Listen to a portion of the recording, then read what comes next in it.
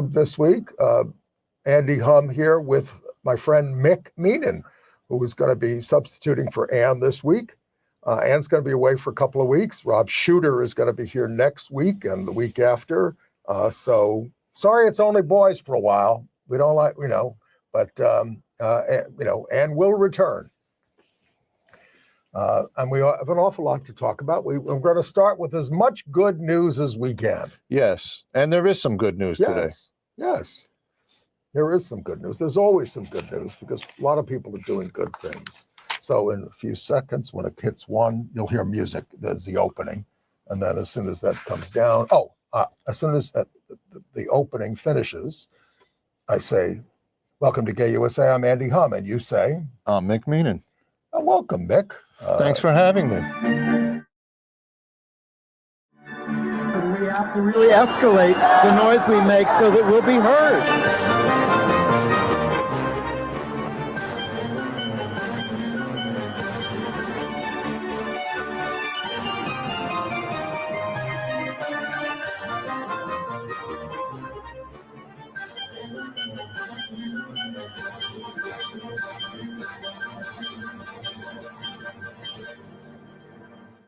Welcome to Gay USA. I'm Andy Humm. And I'm Mick Meenan. Mick Meenan. My friend Mick Meenan is substituting for Ann this week.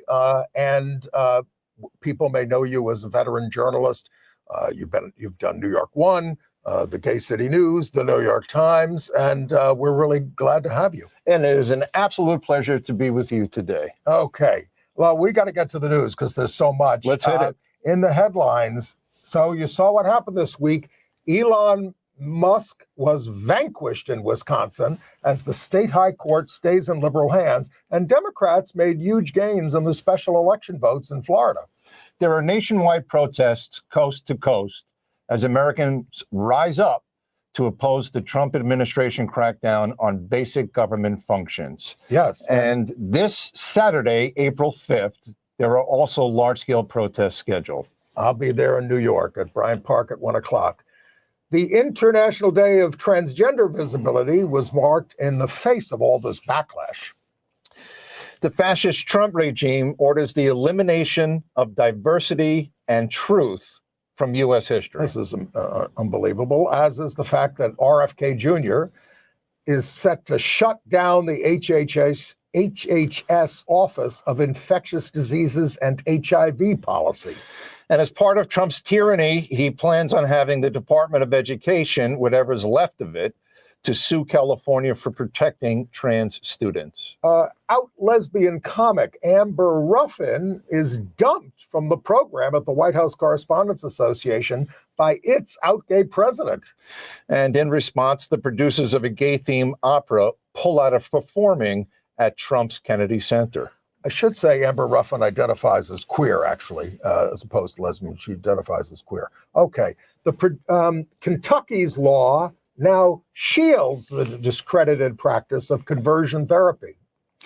And in Alabama, there was a victory where a community rose up and it saved its library after funding cuts because of an LGBTQ book that fascists were trying to suppress. Parents in New Jersey stood up for a gay children's book author who the school district tried to ban. In Virginia, Republican Governor Youngkin vetoes bill that would protect users of PrEP from insurance discrimination. I'm sure you all read that actor Richard Chamberlain has died at the age of 90, almost 91. He was a gay icon who came out at the age of 68. In Ireland, the government is warning its travelers, especially LGBTQ people, against visiting the United States, which is an absolutely shocking headline. And I'm going to review a couple of Broadway plays, Purpose and Buena Vista Social Club. All right. So we start in Wisconsin. Look at those results. Musk was vanquished. Susan Crawford, the liberal judge, won by 10 points. Now, this is a 50-50 state. So this is a remarkable movement in the electorate for her.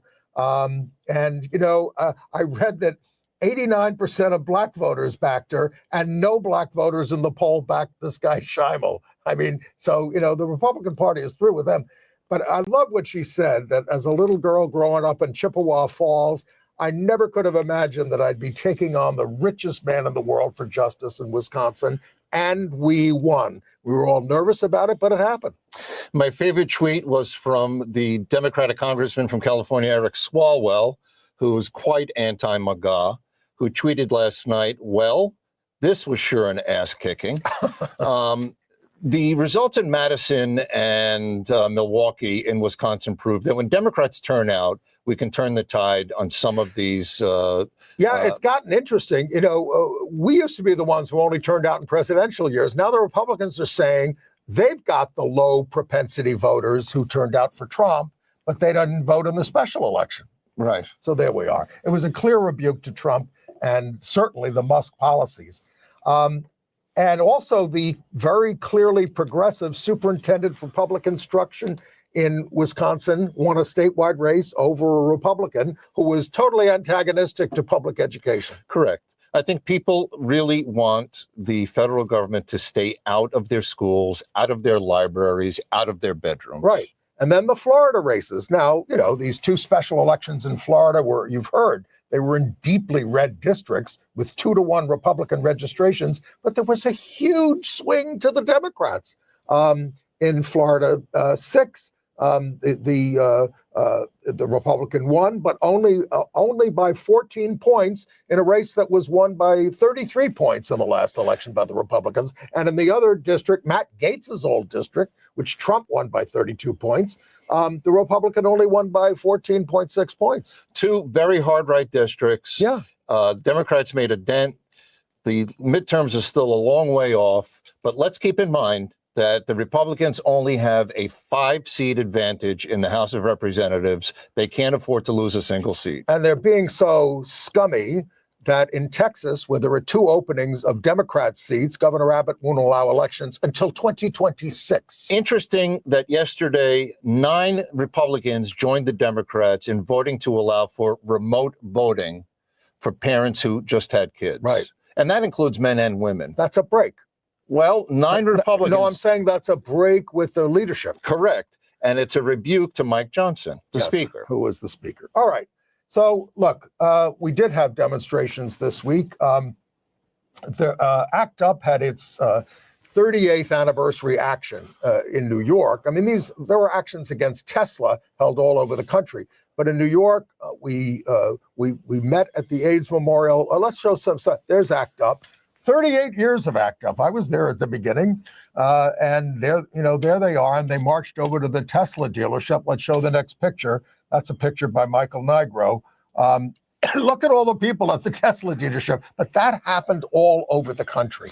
Yes, and I want to remind the viewers about 1988 when the ACT UP members surrounded the FDA headquarters in Maryland to demand better drugs to stop the spread of AIDS. I wish I'd known you were going to talk about that. We were there covering it for the Gay Cable Network. And in 1989, ACT UP went down to Wall Street to protest against Big Pharma. Yes. And both of those big protests eventually got results. I also want to give remembrance to my college classmate, Stephen Gendon, who was a huge organizer in the 80s with ACT UP and a founding member of the magazine Pause. And of course, Stephen succumbed to the disease in 2000. I got locked up with it once at one of those demonstrations. But at the AIDS Memorial, we did hear from one of the co-founders of ACT UP, Eric Sawyer, and we want to bring you what he had to say. Eric Sawyer.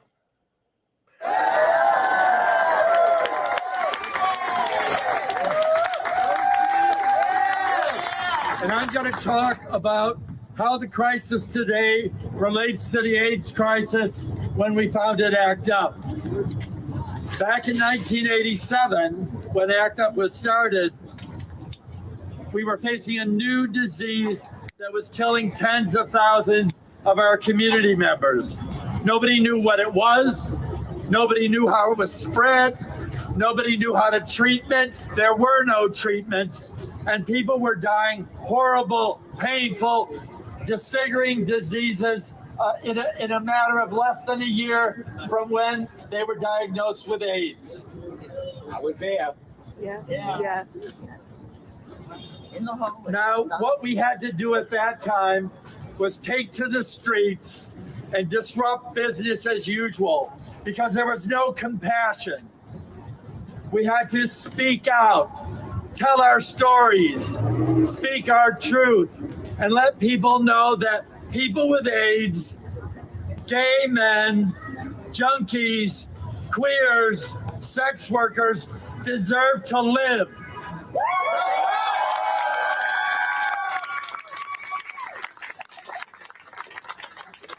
Human lives matter. All life matters. Yeah. And when we started fucking up their daily routines, they started paying attention. First, the media paid attention.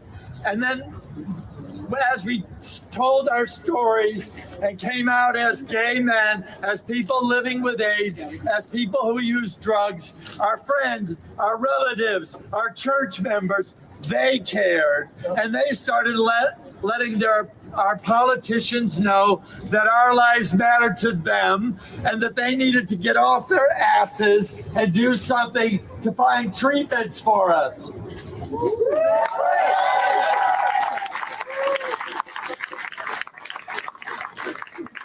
And we fought not only for research to develop AIDS treatments, but we fought for access to the safety net, to things like Medicaid cards, to food stamps, to housing allowances, to drug treatments, to condoms and clean needles. And we helped develop programs that put all those things in place that help people like me who were sick at that time continue to live until the triple cocktail came around and our health restored. Well, thank you, Eric Sawyer, and who's still at it. And he's going down to Washington again on April 10th in the halls of the Capitol, and he will sit down and get arrested again because they're trying to cut Medicaid. Because everything that he just talked about and that you and I have shared in our conversations, all of those little victories were hard fought, and it took a lot of organization and a lot of determination. Nothing was given to those gay men who fought to stop the AIDS crisis. That's why it's so painful to see them going by the wayside, and we'll talk more about that. But if you want to protest, there are nationwide protests, okay? April 5th, Saturday. Go to handsoff2025.com, handsoff2025.com. Find a demonstration near you. Here in New York, we're going to meet in Bryant Park there near the public library at 1 o'clock, and we're going to march to Union Square. Now, the Trans Day of Visibility was March 31st. And, you know, in Utah, the state just barred the display of pride flags at government buildings and public schools. So the Utah Pride Center and the Glitter Foundation in Salt Lake City unveiled the largest transgender pride flag in the world, 200 feet long. So you say we can't do it, we can't show it at your building. We're going to be out there more with this message. We're not going away. It's a wonderful message. And there was also a demonstration in New York. We have a nice picture of the demonstration in New York from our friend Donna Acito. Community members marched through Manhattan on the Transgender Day of Visibility in a show of force against the backdrop of this tremendous backlash against transgender people. It's just extremely painful. Well, to their credit, the NYPD did honor its transgender cops and employees on its Twitter page, also known as X. I will add that the comments that were added were despicable. At one point, I stopped reading it, but I do give credit to the NYPD for honoring its trans employees. It's important that we do have transgender cops on the streets of this city. Yeah, and of course we have things to protest in New York because a lot of the providers of transgender care cut it off for young people, even though there's a court order that says you don't have to abide by that Trump order. Right. You can be providing this care, but places like NYU Langone, which is a huge hospital, cut it off. All right. We also heard from Cory Booker this week, the longest speech in the history of the U.S. Senate. He bested Strom Thurmond, who tried to do a filibuster against the 1957 Civil Rights We Act, need which greater did. determination. We can't act as if this is normal times. These people's stories that I wrote were calling out for help. Senator, help me. Someone help me. I'm in danger of losing my health care. Someone help me. I'm a veteran. Look what happened to me. It's not fair. I fought for this country. Help me, help me. I'm worried about my Social Security. And the rural office I go to is being closed. Help. People calling out for help. And what Americans do when people are calling out for help? They built an infrastructure.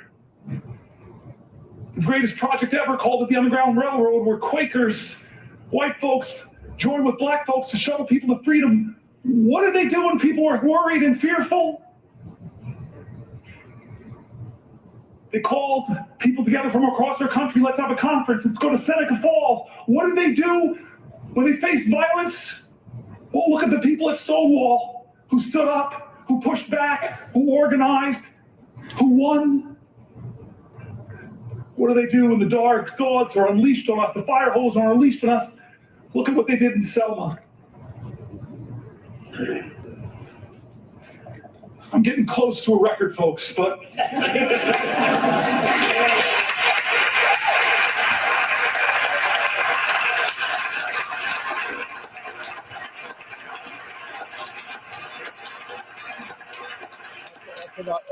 That's okay. He went on for a total of 25 hours. And he kept repeatedly saying, and this is important, and this is vis-a-vis Musk, the power of the people is greater than the people in power. When people organize, they can beat money. Musk threw $25 million at that race. $100 million was spent on that contest in Wisconsin. But people decide. After the George Floyd murder, we saw the biggest civil rights protests in this country. It was spontaneous. It was coast to coast. And we also saw the crackdown that happened. But when this country wants to rise up, it knows how to do so. Okay.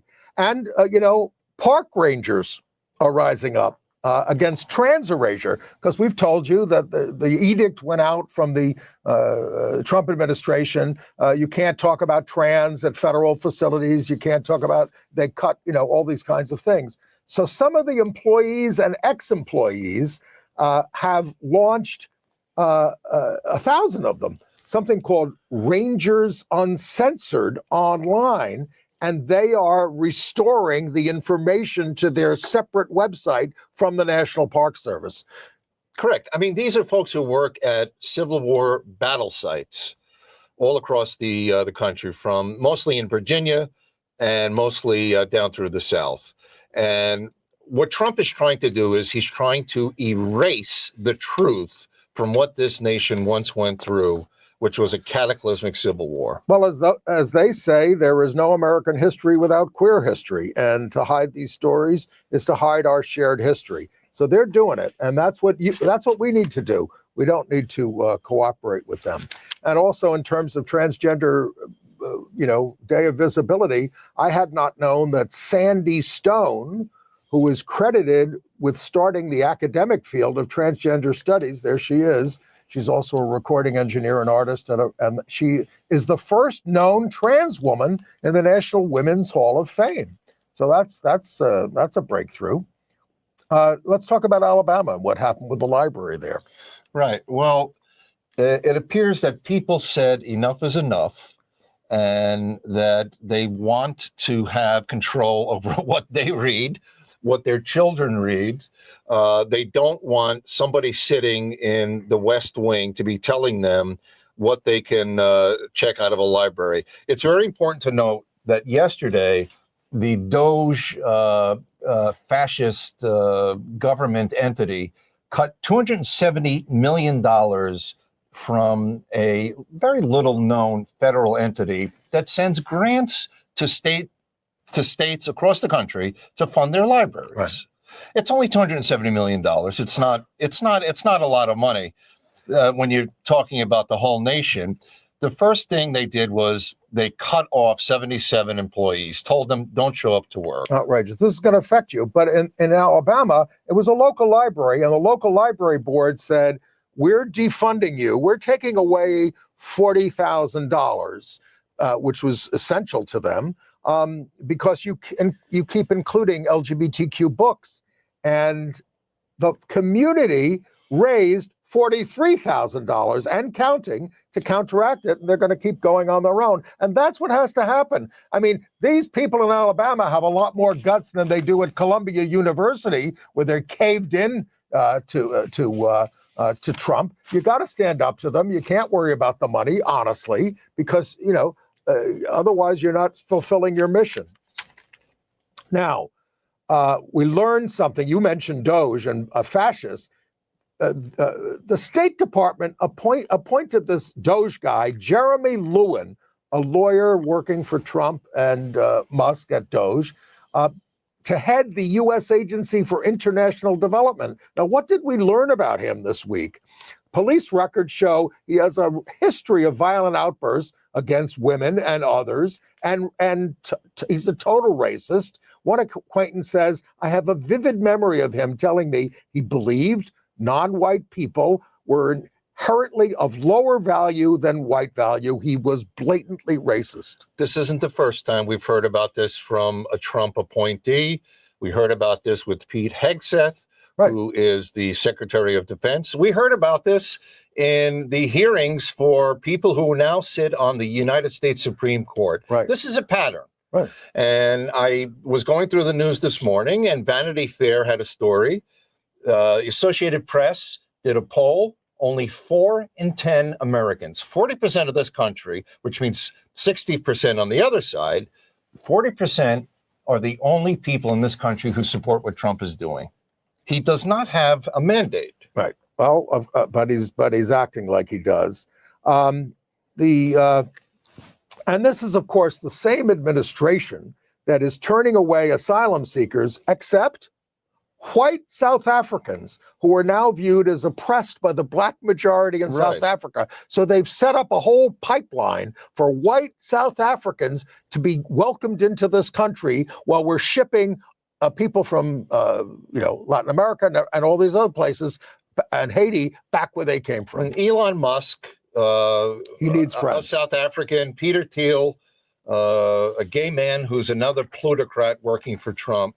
They are the architects of this South African exclusion policy. All right, let's talk about what's happening at the Department of Health and Human Services. Okay. Under Bobby Kennedy. You've got a picture of him. Here we go. Well, I mean, they laid off 10,000 workers this week, while measles is spreading out of control in this country, and you hear nothing about it from HHS other than take a vitamin A pill. Right. And I did some research last night on HIV numbers. They have certainly gone down. In 2022, there were 38,000 new diagnoses of HIV, and that runs the gamut from gay men to all the rest of the population. However, what is most important to note is that it is African Americans who are the most hard hit, and that most of these new diagnoses are occurring in the South. And I think it's important to say that, because what the Trump administration is doing right now is setting up a plan to kill people. Yes, absolutely. Absolutely. They're shutting down all kinds of divisions, but and of course, he's firing the best people from their positions. And he's installing quacks like this guy, David Geyer, Geier, who's an anti-vaccine figure. Not just an anti-vaccine figure, he's hired to do the research into autism and vaccines, which has already been disproven. And anybody who knows anything about it says it's all fatally flawed. These are people who we're in trouble. We're all in trouble. These are people who for 20 and 30 years have specialized in how to combat infectious diseases. They're not only experts here and they're internationally recognized experts. Right. Well, the top vaccine official, Peter Marks, we have a picture of him, Dr. Peter Marks, he resigned under pressure. He said that Health Secretary Robert F. Kennedy's aggressive stance on vaccines was irresponsible and a danger to the public. It has become clear, Dr. Marks said, that truth and transparency are not desired by the secretary, but rather he wishes subservient confirmation of his misinformation and lies. That's, you can't, and very respected figure, Dr. Marks. Right. And how about Dr. Oz? How about him?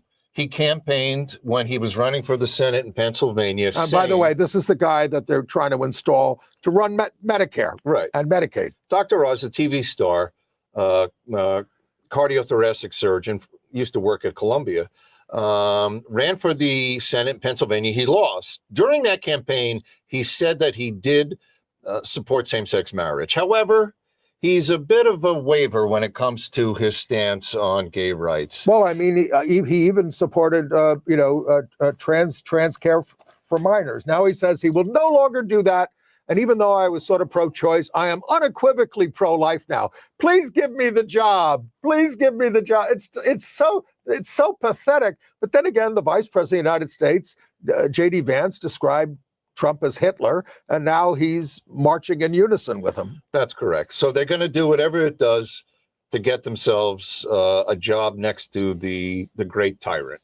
And the National Health Law Program is condemning the Trump administration's decision to freeze funding for the Title X program, family planning, which, this money is going to be devastating loss to people of color, the disabled, LGBTQ people, and young people who rely on this program for essential health services. Correct. And they were told that the funds, 9 state affiliates of Planned Parenthood were told that their funds were being withheld because they allege, the federal government, that Planned Parenthood is in violation of federal civil rights laws by having DEI initiatives. That is, by reaching out to gay people, to people of color, and to people who most need reproductive health care. Okay. I just got an update from Jackie Rudin, one of our loyal viewers. The march on April 5th in New York is going from Bryant Park to Madison Park, all right, which is only down to 23rd Street. So that's an important update. We have face. Thank you, Jackie. All right, and now we have to talk about what they're doing to the Smithsonian Institution and all museums. Yes. They've appointed J.D. Vance to the board of the Smithsonian. This is to remove what Trump calls improper ideology, divisive narratives about race. They're going after the African American Art Museum, which is part of the Smithsonian. Correct. Not since the 1890s with the Daughters of the Confederacy have we seen such an attempt in this country to whitewash history and to gaslight the American people. I mean, what they're trying to do with this attack on the Smithsonian is to basically reverse the truth.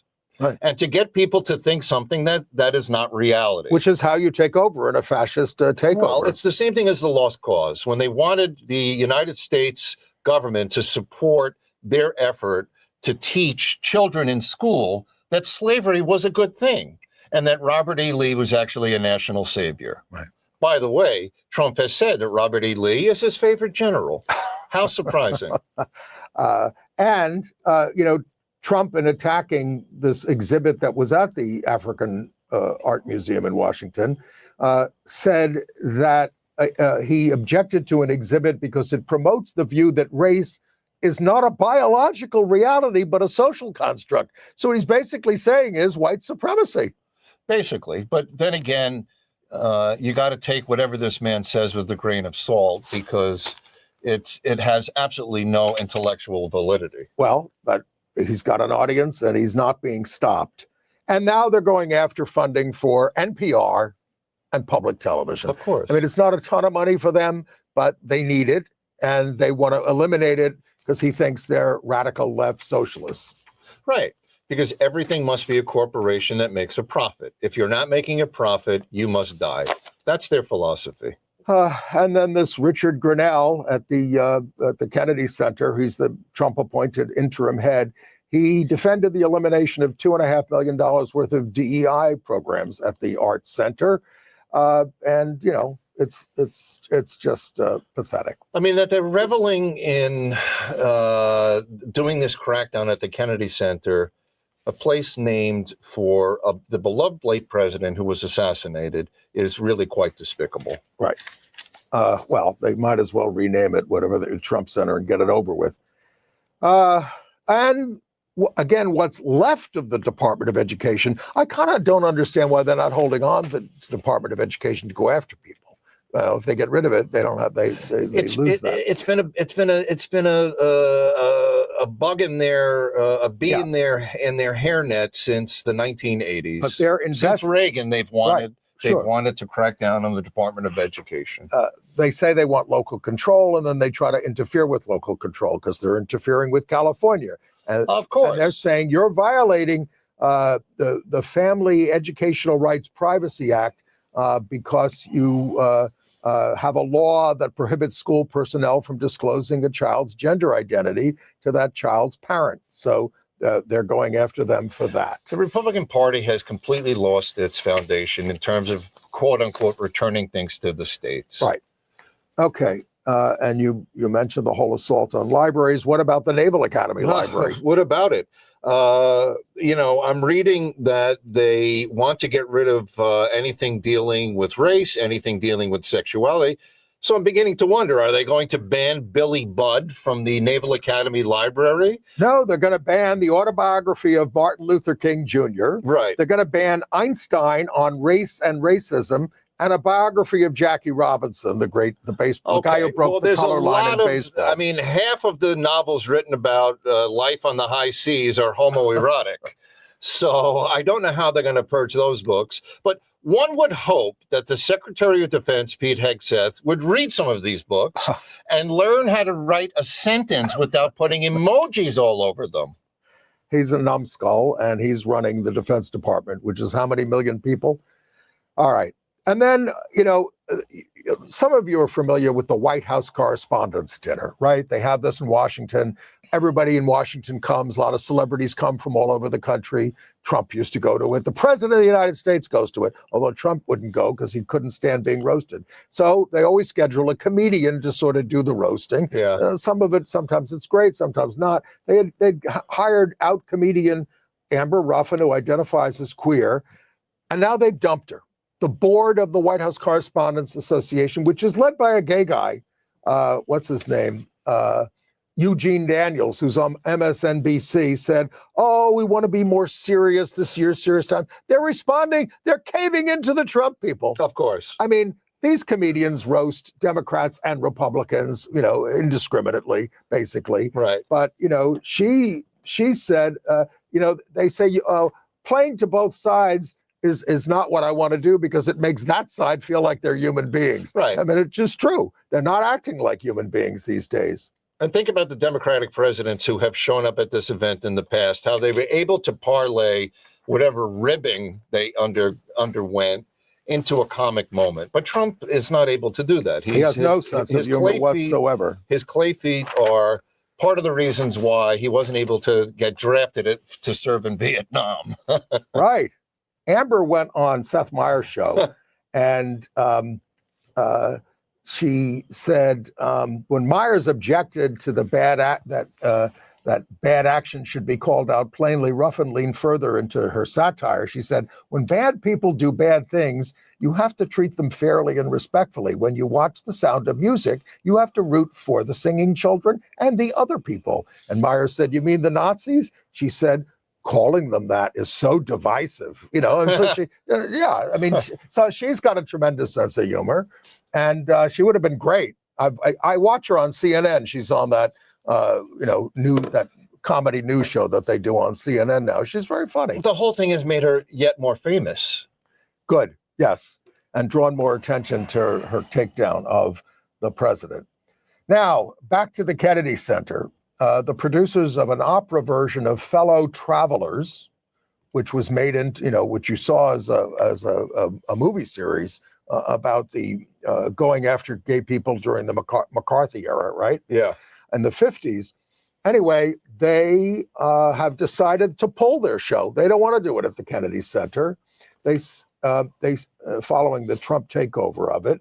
The opera's composer and librettist said we have that we have made the impossibly difficult decision that the Kennedy Center is not a place the team feels comfortable having their work presented. Oh, so the artistic director of the National Opera there says, oh, we deeply regret that you've decided to deprive our audiences of the chance to experience this opera, blah, blah, blah, blah, blah. What a load of crap. Why are you staying there working for the fascists that are running it now? Correct. I mean, one would hope that overall across society, you would see a resurgence in the arts with work that resonates with the times, like you saw in the 60s, 70s, and 80s. Yeah. Things against Vietnam, things against Nixon, Reagan. Yes. Things against the apartheid regime in South Africa, divest in South Africa. Yes. That was a big deal when I was on campus. Yes. And maybe this will lead to more stage productions, recording artists, authors to produce work that reflects the state of what it is that we're going through right now. And people have to be less timid about that. I mean, I even read on White Lotus, they took out a reference to one of the women having a non-binary child because it's so controversial now, blah, blah, blah, blah. I mean, come on. All right. And the FCC chair, Federal Communications Commission chair, Brendan Carr, wrote to Disney's CEO, Robert Iger, that the company's DEI efforts may not be in compliance with FCC regulations and that the changes that they're making aren't going far enough. Wow. And then they're going to go after Comcast and Verizon and all these other outlets. Well, I would hope that these wind up in lawsuits. I would hope that ABC just doesn't simply roll over, or Disney for that matter. Because we are winning in some of the courts, at least at the district and some of the appellate levels federally. Let this stuff start working out in the courts. The ones who are fighting are winning in the courts. Yes, for almost entirely. All right, we've got a couple of updates about the Pulse massacre, the 2016 Pulse shooting, horrible massacre there in Orlando at the gay club, mostly Latino. We got a new photo from the Pulse shooting that shows, and one of the exits was blocked by a refrigerator, which may have cost lives. That's really terrible. And this is, of course, going to lead to more lawsuits. And also the other news is that the survivors of the shooting and their families are now going to be able to step inside the club, which has been totally closed. Oh, and well, it's very painful, but they want to do it. They've been asking to do it because it's going to be demolished. Well, it should be a national memorial. Well, they are going to do a memorial, and they say they're going to finish that in a few years. The city has taken it over. A lot of money was raised, and there was a whole committee there that wasted the money with all these crazy designs. But it is they are going to be able to make a memorial there. But I'm not crazy about memorials. I'd rather just have it grassed over and be a park and a place of reflection. But that's a memorial in and of itself. Yes. I mean, but the place should be treated with respect. I've referenced before Civil War battle sites. It should be treated in the same regard. Yeah. I mean, I've been there. It's a place just on a strip where there are all gas stations and all those kinds of things. I mean, so. It is a place of horror and a place of great sacrifice. Absolutely. So in Tallahassee, Florida, speaking of transgender visibility, a trans woman, what's her name? Marcy Rankin. Yeah. She actually planned this. I'm going to go into a women's room. I'm a trans woman in Florida. And she even alerted the authorities because, I should be able to do this. She just wanted to wash her hands and she was arrested. And so we'll see. Because the goal of these laws is intimidation, policing bodies. So was she doing sort of a preemptive civil rights? Yes, she was doing civil disobedience. I see. That's what was happening. There is no way to enforce these bathroom laws. Well, what happens is, and we're going to talk about it. I mean, look, we'll talk about it later when we get to Walmart. But Kentucky voted to shield conversion therapy. Right. Now, Governor Andy Beshear is a Democrat down there. He vetoed the bill. Conversion therapy is torture, but Kentucky wants to protect it and they want to make Medicaid pay for it, if you go to these quack services. Okay, when you allow conversion therapy, you're opening the door up to predators to act as counselors and to prey upon gay and lesbian youth who are highly at risk for all sorts of bad outcomes. Some of them end up molesting the kids. That happened in Utah. And if you have any doubt about it, just Google it. It's all over the news, and it tends to happen in church-affiliated settings. It also happens with a lot of elected officials and, unfortunately, with some cops. Well, of course, when I was a boy, homosexuality was in the index of mental disorders. I never went to a psychiatrist about that. But people who are, I'm 71, people who are a little older than me, they did. And subsequently. So you went to the therapist and they were like, this is my lucky day. Just stay in therapy with me for the next 25 years and I'll cure you. And that's what happened. They made a lot of money off us. This is exactly what this is. This is a financial boondoggle, and it is an opening for predators to prey on vulnerable gay kids. And also for these right-wing religious practitioners who say that they can save you. And many of whom are predators. Okay. So Florida, they're not content with "Don't Say Gay" in the schools and all that kind of stuff. They now have legislation that is moving. Yeah. That says you can't say gay at work, basically. And this was introduced by the guy who won the congressional primary down there, Randy Fine. It would allow public employees and state contractors to openly discriminate against LGBTQ coworkers without fear of punishment. The Freedom of Conscience in the Workplace Act. Correct. Am I able to talk about Jackie Robinson at work in Florida? I mean, it's getting absurd. The Orwellian reference at this point has been very, very played out. Yes. But it really does bear repeating. They literally are trying to control what you think. Yeah. And it's not going to work. Well, in the Columbus City schools, they are trying to comply with Trump. So they say, we're only going to use your birth name. And so they had roll call in the schools. So you got trans kids in the schools, and they're reading their names. And instead of calling out Louise, they call out Bobby for you if you're transgender. And you're like, what? And that without any warning. This happened at a charter school, they're quasi-public schools. They do receive some public funding, but they tend to be privately owned, sometimes by hedge fund guys. And a group called the Ohio Democratic Women's Caucus says that in the last budget go-around, the Republican Governor DeWine shortchanged the public schools and gave more money to the charter schools. Right. So this is where this is happening. This is happening in a charter school environment where people are getting way too bent out of shape over things like gender, and they should be concentrating more on things like math and science. Well, they were upset this is in New Jersey, in Bergen County, New Jersey. Yep. There was a gay author named Chad Sell, who writes children's books. Some of them have gay themes. And they said, you can't have him. You can't have him speak. So parents said, this guy's great. We've read his books. And they all came to the meeting and they demanded that he be reinstated. And he was reinstated. In some of these middle class or upscale communities, people are paying a lot in local taxes, and they want good, strong libraries. Right. And they don't want some bureaucrat either in Trenton or in Washington telling them what should go on the shelves in their libraries. I think that they're fully capable of being able to decide what's appropriate reading. Okay, now let's go to Walmart. So, this 6'4" cisgender woman who works for Walmart, her name is Dani Davis, D-A-N-I Davis.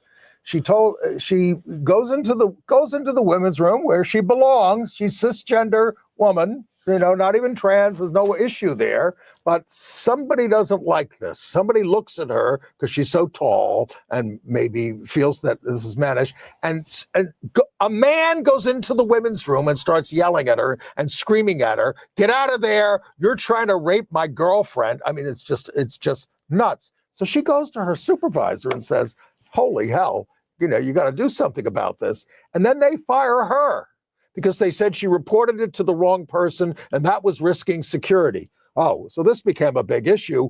Oh, Walmart Central heard about it and they said, oh, no, they shouldn't have done that. We'd like you back. And she says, I don't know if it's safe. What's the most shocking about these bathroom incidents with transgender people is that these rules... And this woman isn't transgender. But these laws are not enforceable. Right. And people... This is like the jaywalking law that was just stricken from the books in New York City. Okay? These things need to go by the wayside. People need to move on. They need to focus on more important things that are happening in society. Yes, but Fox News gins this up in every Correct. single show. Anti-trans stuff is in every single show. And the Democrats in this country need to find a way to defang this issue, because it should not have this level of importance where people are screaming at each other inside of a bathroom. Well, in Montana, the right-wing governor, Gianforte, he signed 2 anti-transgender bills. Now, they beat some of them back a couple of weeks ago, but these ones passed. Banning trans people from using restrooms, changing rooms, and sleeping quarters, matching their gender identities, and another banning trans athletes on sports teams that match their gender identities. And Zoe Zephyr is transgender there. She's in the state legislature. She just calls them another cruel attempt by Montana Republicans to harass trans people. They don't make women safe. They merely infringe on privacy rights. Gianforte is like Kristi Noem, the former North Dakota governor, head of Homeland Security. This guy loves going out shooting anything that moves. And then he loves cooking it for his guests. The guy was a hard right Republican congressman when he was in the House before he became governor. And he's one of these fellas who will do anything to get himself put into the news. Right. Well, much in the news are Andrew and Tristan Tate, these alleged rapists and human traffickers who were locked up in Romania, and the Trump administration worked to get them out of jail and bring them to the United States, to Florida, which didn't even make Ron DeSantis happy. We talked about that on the show. But now they're suing people who were attacking them on X, Twitter, for, they say are defaming them. But they're very aggressive and they're very nasty. Well, it's that bro culture. Well, they're going to be... Which a lot of boys like. Correct, boys. And then at some point you become a man. And hopefully you evolve and you're not putting emojis all over your correspondence. Unless you're like these people do before they order an attack in Yemen. So what happened in New York City with this woman in charge of cannabis businesses? Well, I thought it was notable that the Adams administration appointed... Eric Adams, the mayor. Eric Adams, the mayor, appointed a woman of color, African-American woman, I believe, who is queer, to head up one of the more important initiatives, which is to finally find out a way how to mainstream cannabis sales in New York City. That means finding real estate, finding appropriate supplies, finding appropriate people who can do this retail business. It's a pretty big job, and she has been involved in the cannabis community, if you will, for some time. She is the chair of the Cannabis Regulators of Color Coalition, and I think that she was really trying to make a good faith effort. So what went wrong? It appears that there was an allegation that she had sexually harassed a woman who was involved in the supplying or the sales of cannabis to these dispensaries that the city was setting up. So she's had to step down. Well, Dawson has denied that. She said that was not the reason. But she did have to step down. She resigned. Right. So it remains to be seen whether or not this will play out more, either in court or in the media. We're running out of time. We have to pay tribute to Richard Chamberlain. Yes. Now, of course, Richard Chamberlain, there he is as Dr. Kildare in the early 60s. Now look at him. I'm 8 years old. I look at this guy. I know I'm gay. And I was so in love with him that during Lent, which is the penitential season for Catholics, I gave up watching Dr. Kildare. I thought I was being so good because I so much wanted to look at him. I mean, this happened to a lot of guys my age, and a lot of women were in love with him. Of course, as well. So he was a huge TV star, and then he became the king of the miniseries. Yeah, Shogun, The Thornbirds, so many others, He didn't come out until he was 68 years old, and he wrote his memoir. He had a partner, longtime partner named Martin Rabbit for decades. I don't think they ever married, but they were together. They ended up, and he ended up doing movies, and he ended up studying to be a serious actor. He did Hamlet and all those kinds of things. It's accomplished. But a sweet guy. And, so he had 23 years out of the closet at the end of his life. That was great. He even did Will and Grace, I think. Yep. Yeah. And then L.J. Smith, who's the author of young adult novels, most notably the Vampire Diaries series. She's died at 66 of a rare autoimmune disease, survived by her partner, Julie DeVola. People bought millions of copies of her books. Now, when she wrote these books in the beginning, she signed a contract basically giving the publisher all the rights. Yeah. She got screwed. And so she wrote some more, and she wrote fan fiction using the characters, and she did all right, but a very prominent author. By the way, Kate Kendall, who used to head National Center for Lesbian Rights, she'd gotten out of the movement. She's now the CEO of the Gill Foundation, which funds all these LGBTQ causes. She says, I got to get back in the game. All right, international news. All right, we're down to our last 10 minutes. In Kabul, all right, try to follow this. The Taliban arrested and imprisoned 2 underground Afghan LGBTQ activists, Maryam Ravish, a lesbian, and Maeve Asina Piescu, a trans woman, and their lives are now in grave danger. What happened was they're trying to get on the plane. They look at their phones. This is happening here too. They find LGBTQ content, and they send you off to the hoosecow, where you're going to get beaten or killed. Yeah. And there was one of them has a partner who got on the plane and managed to get out to Iran. And I said to Peter Tatchell, who brought the story to my attention, isn't that out of the frying pan into the fire? He says it's easier to go from Afghanistan to Iran, get a visa, and then they were going to, of course, try to go to the West. But wow, it's so people are trying to draw attention to their case so that they don't get killed if they haven't been already. And then there's Andre Jose Hernandez Romero. Uh-huh. This story is heartbreaking. Go ahead. There he is. He's a makeup artist, a gay makeup artist. Well, this is a man from Venezuela who at some point wound up in Mexico, was fleeing Venezuela to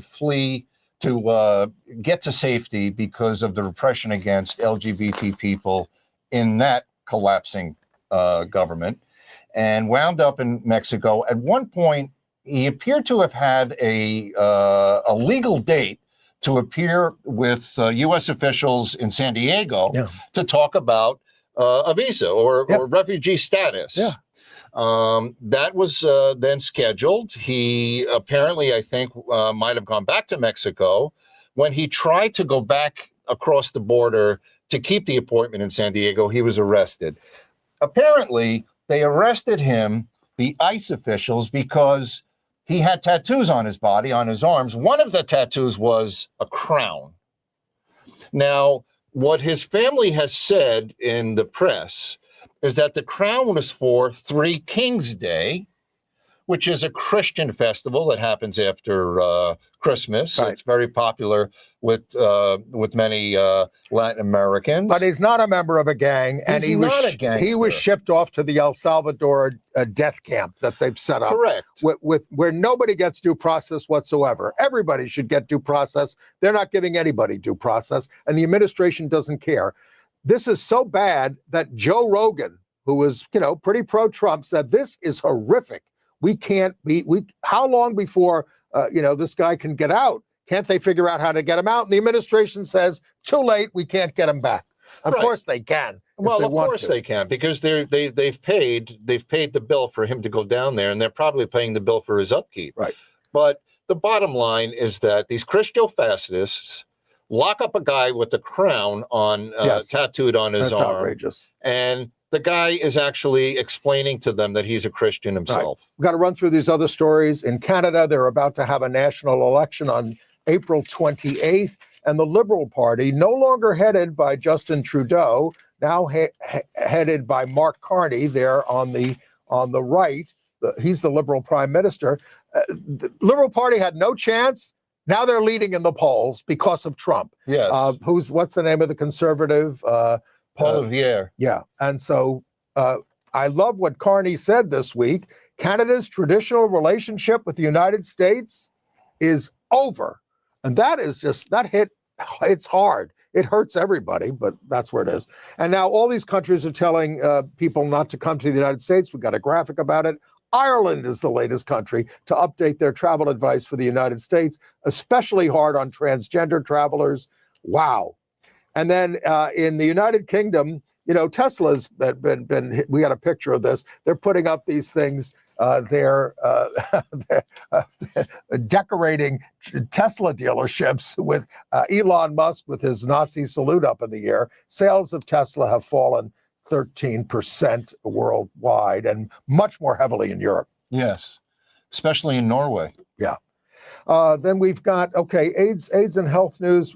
Governor Youngkin vetoed a bill that would have made it illegal for health and life insurance companies to to discriminate against people taking PrEP. Yep. They want more people to get sick. And SAGE, for us older folks, is telling us that the Trump administration has announced plans to dismantle the Administration for Community Living. I never heard of some of these agencies, but these are very important to people who are aging or who are disabled, and LGBTQ elders, many of whom live with HIV, need these agencies, and now they just don't exist anymore. Correct. And again, a lot of these agencies were set up after the hard work done in the 80s and 90s by the gay and lesbian community. All right. I got a couple of play reviews, and I'll include them in our email, which is, you should get our emails. Go to gayusatv.org. You only get one a week. The play Purpose by Brandon Jacobs Jenkins, who gave us Appropriate last season, is really hilarious. I highly recommend it. It's sort of a satire, not a satire. It's a dramatic play that is very, very funny. Sort of about a family based on the Jesse Jackson family out there in Chicago, a civil rights hero. So I highly recommend that. It's directed by Felicia Rashad. And I recommend Buena Vista Social Club, which is on Broadway. I saw it with Ann this week, and she said I enjoyed the evening, but still recommends the documentary movie more and the original album. But I had not seen the documentary, and it's all about Cuba from the time of the revolution. These group of musicians who stayed. It's all about, do I stay with the revolution happening or do I go? And it's all mixed up with these wonderful music scenes. So I recommend that. Again, I'll tell you more in the email. We're down to our last minute and a half. We're now reading that abusive Broadway and film producer Scott Rudin wants to make a comeback. He's been in the wilderness for 4 years, and he's getting a lot of people to cooperate with him. He wants to produce plays by out gay Samuel Hunter. He wants to do Death of a Salesman with Nathan Lane. Well, he's an accomplished producer. The guy certainly knows how to mount a good show. But he was a guy who he was not sexually abusive. He just went on tirades all the times, and he threw things at people. Well, hopefully he's learned his lesson. Well, he says he has. Maybe he'll play for the Yankees. They need pitchers. And legendary crooner Johnny Mathis, who is out gay, he's 90. He's nearing 90. He's going to perform his final show at Bergen Pack in Englewood on May 18th. Wow. So we're down to our last 30 seconds. Any more thoughts? Johnny Mathis has a gorgeous voice. My mother played the albums in the apartment, and then we would all kind of sing along to Chances Are. Yes, Chances Are by Johnny Mathis. Yeah, beautiful it's voice. Been great to have you here. I loved it. Ann will be back in several weeks, and Rob Shooter's going to be here next week, and we thank you all for tuning in. Thank you so much for having me, and all the best. Okay. Cheers.